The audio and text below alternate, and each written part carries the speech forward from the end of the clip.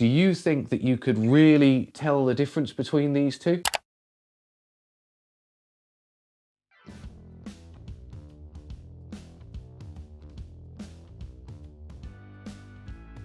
Hi, Sam from Guitar Village here. Everyone knows who Gibson are. They've been making guitars for years for some of the best players on the planet. Over the years, a lot of companies have wanted to emulate what they do and have made their own Gibson style guitars. At the moment, we feel that Eastman probably makes some of the best ones out there.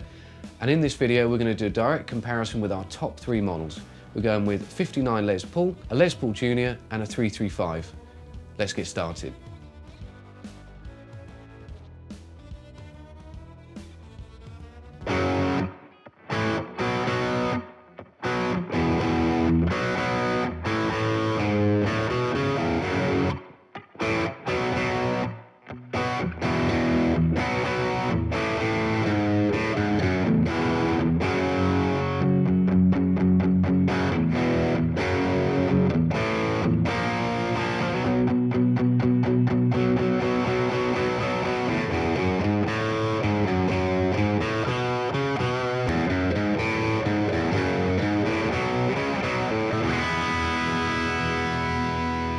Okay, so we wanted to start here. This is a Gibson 1959 custom shop Les Paul reissue. I think this is probably a great benchmark to set for any Les Paul, as it's probably one of the most iconic models that Gibson do. Gibson fit their own custom bucker pickups to it, and while the specs are going to be pretty close on these two, I think the most important thing is really how they feel and sound. So here is our Eastman SB59V.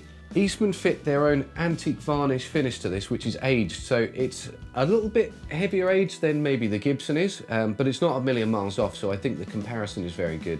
The first thing I noticed when picking it up is the profiles of the neck. They're a little bit different, so with the Eastman, it's a bit slimmer. The cutaway is a bit more rounded. I think that's kind of a nice touch. It's Eastman's own touch. And the headstock is very much that kind of open book look to it.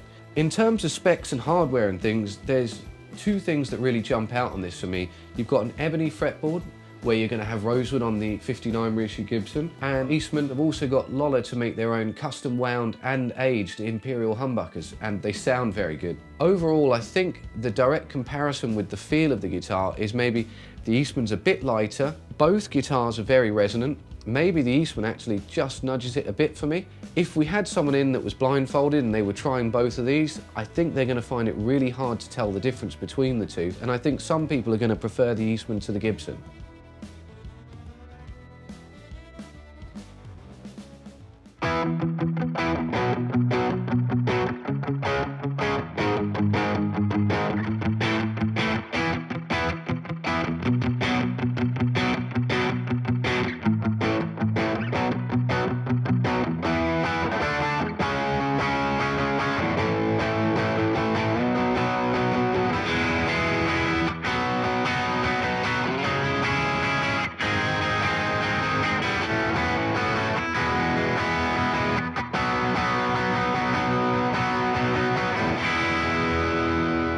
Okay, so here we have an original 1955 Gibson Les Paul Junior.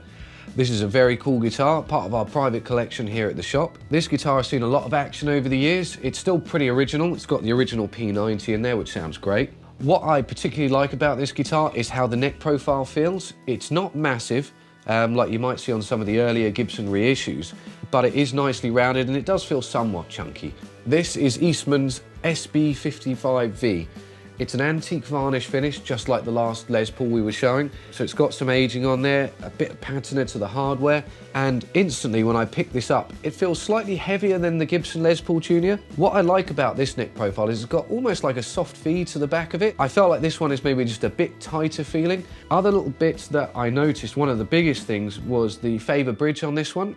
So you can fully intonate this bridge. You've got 2 grub screws at either end, so you can get the intonation spot on, which is really important if you're gigging or recording. The one thing that really stood out for me on these two, and this was only when it was plugged in, both guitars have P90s in them. One's made by Gibson, the other by Lola, and I couldn't tell the difference between the two. So I think in terms of the sound, they've got it spot on.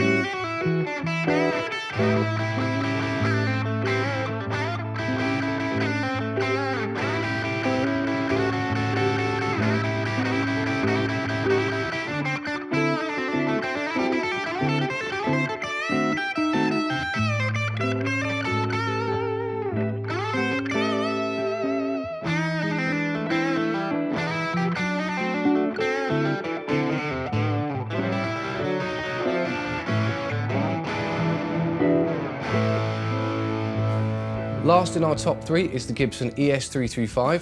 The one I have here is one of the figured reissues in 60s cherry. It's very much based on that kind of 63 style 335 with the block inlays. To compare it to, from Eastman, I have the T59V. Straight away, the thing that I noticed, and I think you'll notice as well, is the inlays. They're split parallelograms, just like on an ES345. Another thing that jumps out is the amount of binding on the guitar. You've got binding all over the place. It comes in 6 layers across the body, and I think it looks very good. So it's a nice touch on the Eastman, I think. Something else that jumps out at me is the neck profile. With this guitar, it's much slimmer than the Gibson. Another thing, when you plug it in, that I think a lot of players are gonna make their mind up on with this guitar is the pickups. So this is fitted with Seymour Duncan Antiquities in there. They actually sound brighter than on the Gibson. So the Gibson is fitted with Memphis Historic Spec 2 pickups. They do sound much warmer, and I think when you look at both guitars, if you were going to play maybe jazz or, you know, kind of old school hard rock, the Gibson's probably going to be a better bet, whereas the Eastman, for something, again, more modern sounding, I think is a great choice, and if you're playing lead lines or melodies, they're going to cut through a lot more with these pickups. Another thing that is really important with this is the price. So the Eastman comes in at just shy of £1,700. The Gibson is nearly double that at £3,500.